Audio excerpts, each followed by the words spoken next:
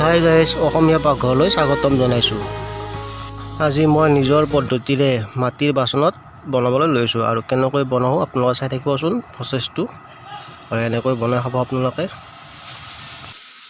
আজি মই এই ৰেচিপিটোত বেছিকৈ মছলা ব্যৱহাৰ কৰা নাই, আৰু আপোনালোকে চাই থাকিব এই পদ্ধতিৰে বনাবলৈ। ঘৰতে বনাব পাৰিব, খুবেই ভাল পাব। আৰু মই যেনেকৈ বনাইছোঁ এবাৰ এনেকৈ চাই ল'ব আপোনালোকে।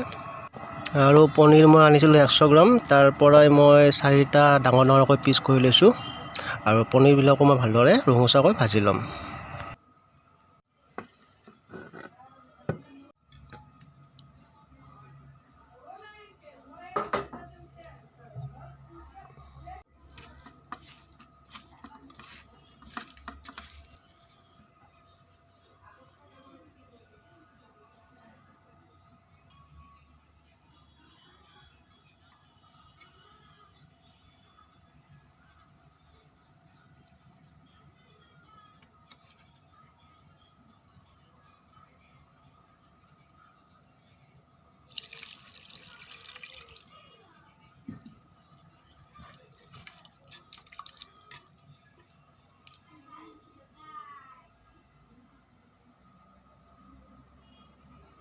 আৰু মাটিৰ বাচনত আপোনালোকে যদি যিকোনো বস্তু বনায় তেতিয়াহ'লে গেছৰ স্কিনটো কমাই ল'ব।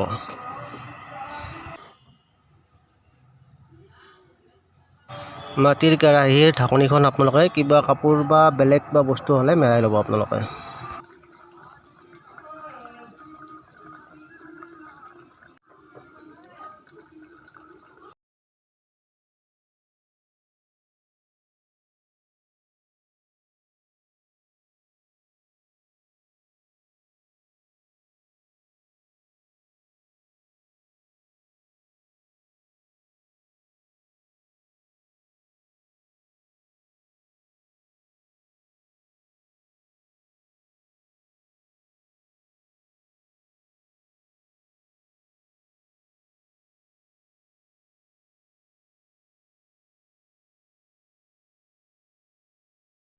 এয়া মোৰ মাটিৰ বাচনত বনোৱা ৰেচিপিটো ৰেডি হৈ গ'ল।